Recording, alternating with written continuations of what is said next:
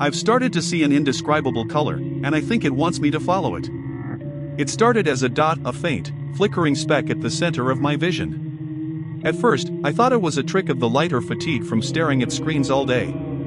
I'd rub my eyes, clean my glasses, anything to make it go away. But the dot stayed, buzzing lazily in my line of sight. It followed me everywhere, an unwelcome guest. It was a nuisance at first. My job requires focus, endless spreadsheets, tangled numbers, and the dot broke that focus, dragging my attention away. But then, it grew. Within days, it expanded from a pinpoint to a pixel, and when it did, it revealed its true nature. The color. There's no describing it. It doesn't belong to the realm of human language. It's not just a color, it's a feeling, a presence, a truth. It's everything, all at once, infinite and impossibly vivid, vast yet intimate. Looking at it feels like seeing the tip of God's finger tracing the edge of the universe. I pity anyone who hasn't seen it. You can't understand. Once I saw the color, nothing else mattered. Work became irrelevant.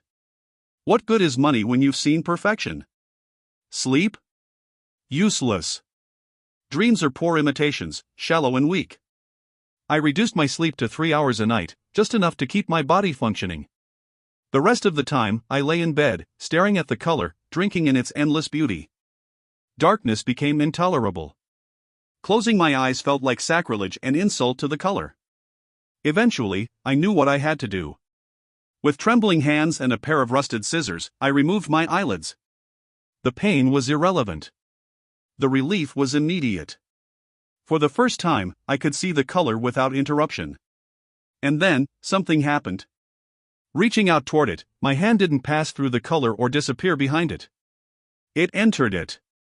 My fingers vanished into its perfect hue, and I felt something indescribable, a sensation balanced perfectly between pain and ecstasy, like being unmade and remade all at once.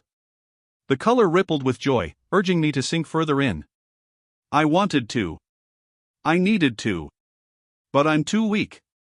My body, frail and wasted from months of immobility, failed me. My arm dropped, and the withdrawal from the color was unbearable. The memory of that brief connection burns in my hand, a flame that can't be extinguished, a longing that gnaws at my mind. I've tried again and again, but I can't reach it. I'm too fragile, too broken. The color still calls to me, shimmering in my vision, promising salvation. But I can't move. I can barely breathe. That's why I'm asking for help. If anyone is reading this, come to my house. The door's unlocked. I'm in the bedroom. Don't be afraid when you see me. You won't